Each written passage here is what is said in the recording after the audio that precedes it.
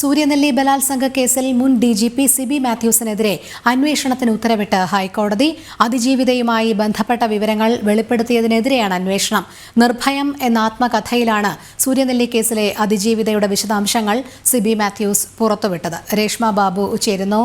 രേഷ്മ, കൂടുതൽ വിശദാംശങ്ങൾ.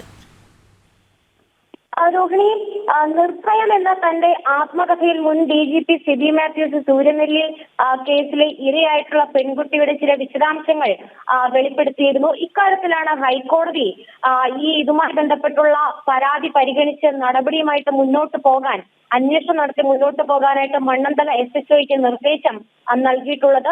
ഈ KK ജോഷു എന്ന മുൻ DYSPയും സൂര്യനെല്ലി കേസന്വേഷണ സംഘത്തിലുണ്ടായിരുന്ന ആളുമാണ് ഹർജിക്കാരൻ.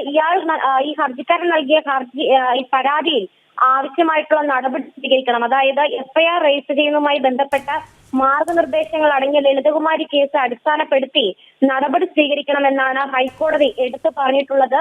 ഇരയുടെ പേര് പ്രത്യക്ഷത്തിൽ പറയുന്നില്ലെങ്കിലും മാതാപിതാക്കളുടെ പേരും മറ്റും വിവരങ്ങളും നൽകിയിട്ടുണ്ട്. ഇത് ഇരയുടെ വ്യക്തിത്വം വെളിപ്പെടുത്തുന്ന തരത്തിലാണ് പുസ്തകത്തിൽ ഉള്ളതെന്നും ഹൈക്കോടതി എടുത്തു പറയുകയും ചെയ്തിട്ടുണ്ട്. തുടർ നടപടി വേണ്ടെന്ന് നേരത്തെ തിരുവനന്തപുരം സിറ്റി പോലീസ് കമ്മീഷണർ ഹർജിക്കാരന് ഒരു മറുപടി നൽകിയിരുന്നു. ഈ മറുപടി അടക്കം ഹൈക്കോടതി റദ്ദാക്കുകയും ചെയ്തു. എന്തായാലും KK ജോഷു നൽകിയ പരാതി പരിഗണിച്ചുകൊണ്ട് തുടർ നടപടികൾ സ്വീകരിക്കണമെന്നാണ് ഹൈക്കോടതി ഉത്തരവിട്ടിട്ടുള്ളത്. രോഹിണി. ശരി, രേഷ്മ ബാബുവാണ് വിവരങ്ങൾ നൽകിയത്.